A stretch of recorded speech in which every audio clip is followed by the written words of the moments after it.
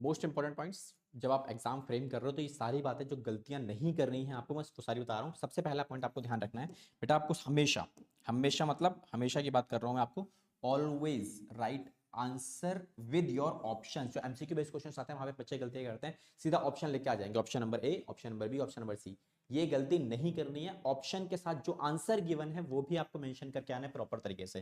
दूसरी गलती क्या करते हैं बच्चे, do not use short forms. तो शॉर्ट फॉर्म्स यूज नहीं करें, लाइक पीएनएल एप्रोप्रिएशन अकाउंट आप लिख के जाते हो, पी एंड एल नहीं लिखना है आपको क्या लिखना है, profit and loss appropriation account पूरी तरीके से मेंशन करके दिखाना है। दूसरा के बाद तीसरा point, show working notes properly. Examiner आपके पास अगर आप कोई मेन सॉल्यूशन में कोई वैल्यू लिख रहे हो और वो वर्किंग नोट्स से आपने कैलकुलेट किया, तो वो वर्किंग नोट्स भी एग्जामिनर को चाहिए।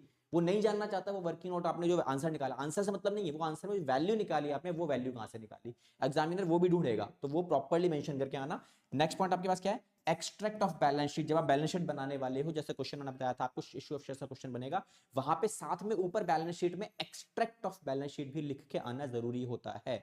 दूसरा पॉइंट, उसके बाद जब आप नरेशंस लिख रहे हो तो जनरल एंट्री के साथ नरेशंस को मेंशन करना भी उतना ही जरूरी है जितना जनरल एंट्री है, with a proper format. Format भी वहां पे इंपॉर्टेंट है आपका।